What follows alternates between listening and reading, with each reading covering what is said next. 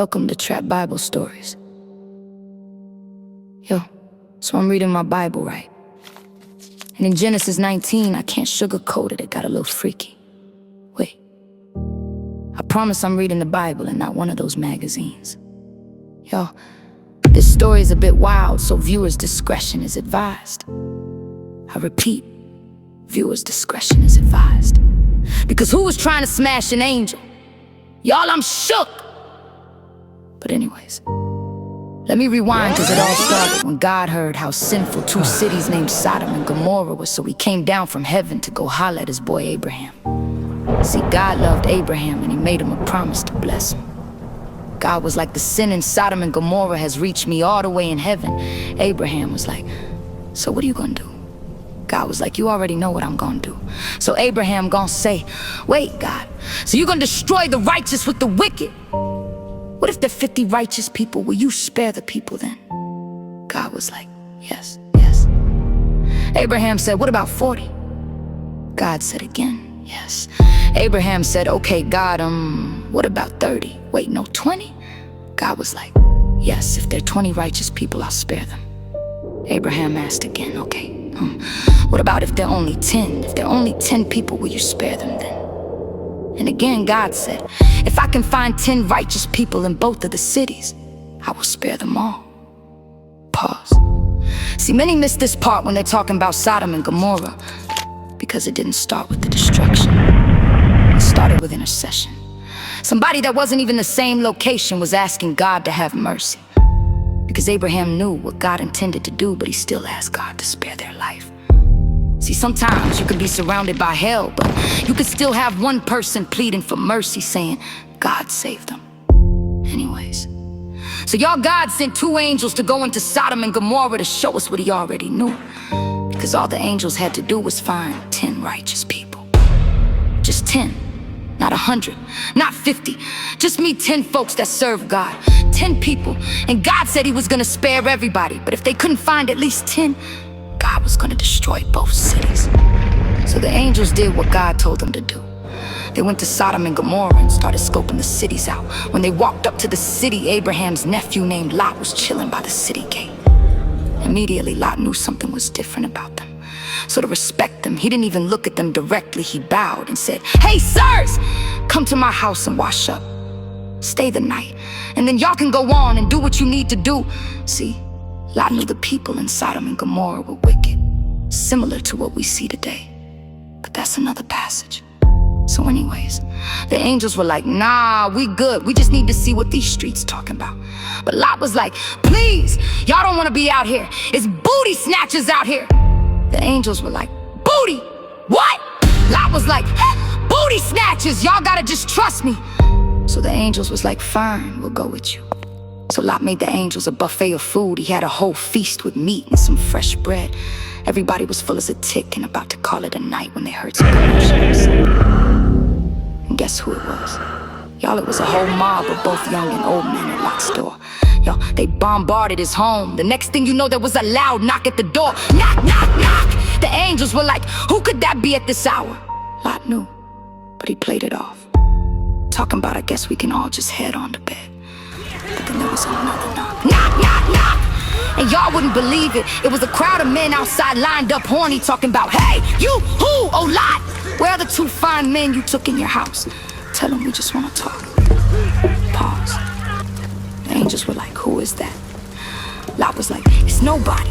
No worries, I'll take care of it. Y'all, that's when Lot walked outside and shut the door behind him and gonna say, hey, why y'all so nasty? Why y'all asking for men? Take my 2 daughters instead. They've never been with a man before or even had one hot girl summer. Y'all can have them. Just leave these men alone. Pause. Can you imagine minding your business and your daddy, the father that is supposed to protect you, volunteers you for some nonsense? Anyways, y'all, the mob gonna say, girls? Yuck! Don't nobody want no girls. We want the men. Were those men hiding at? I was like, don't say that. But y'all, they got mad and was like, bro, shut up! You can't tell us what to do, actually. You ain't even from around here, so chill before we do something to you. Matter of fact, we're tired of talking. That's when they grabbed Lot and started to push him out the way to break into the house. But the angels of the Lord came out, grabbed him, and shut the door. Welcome back to Trap Bible Stories. Episode 2, Sodom and Gomorrah. Y'all, the angels were like, "Bro! What the heaven is wrong with these people?" But the mob got louder and was still trying to break in. That's when the angels had enough. They made all the men outside go blind. But y'all tell me why. They were still trying to look for the door blind and all. Pause. Wait. They were blind and still trying. Sin will really have you determined to do wrong because they didn't even realize it. But their desire to sin was the reason they lost their sight long before they became blind. Anyways, the angels were like, "Alright, we've seen enough. God sent us here because he's about to destroy this place, because how ratchet and wicked these people are. So y'all need to go. Do y'all have other family here? Do your daughters have husbands?" Lot didn't have any more family there, but his daughters were engaged. So he found the men and was like, "Yo, I know y'all engaged to my daughters, but we about to go. The city is about to be destroyed. Y'all should come with us." They were like, "Destroyed? Chill! Jesus ain't coming back yet. He ain't even came the first time. We good, we stand." So y'all around dawn, the angels were like, "Bro, what's taking y'all so long? Get out of here, cause if y'all stay, y'all gon' die."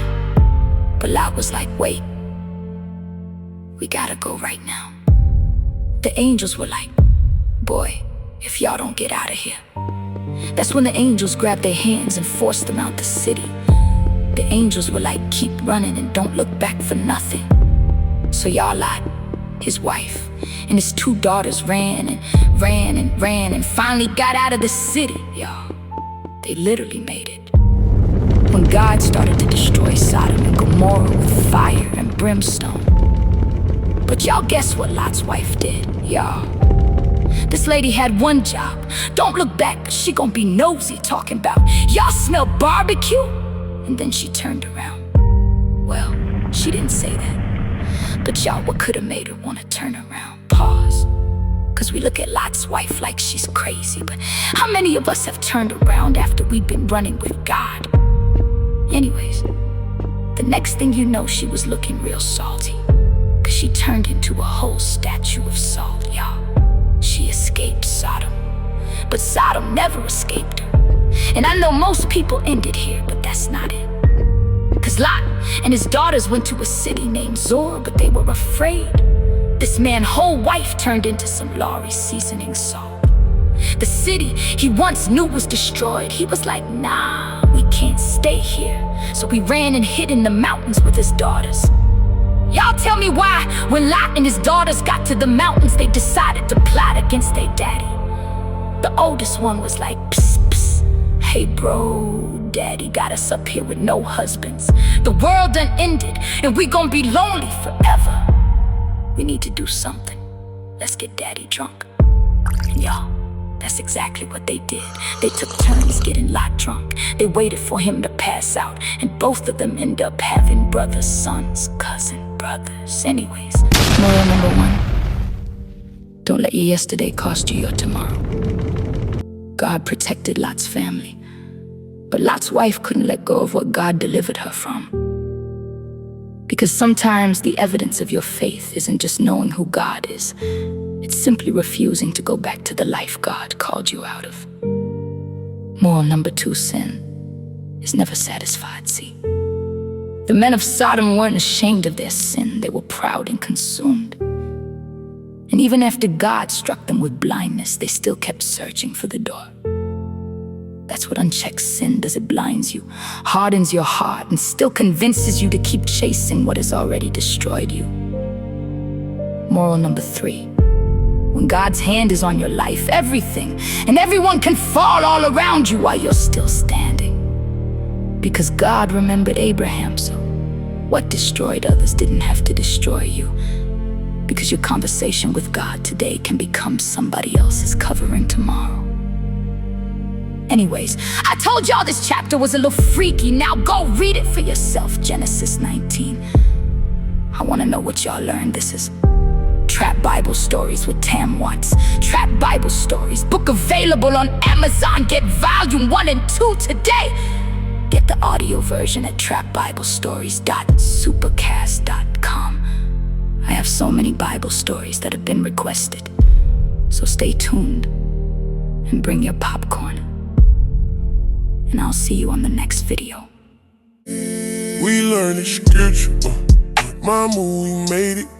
Been reading the Bible, Genesis to Revelations. These Bible stories, pain and the glory. God get the glory from every story.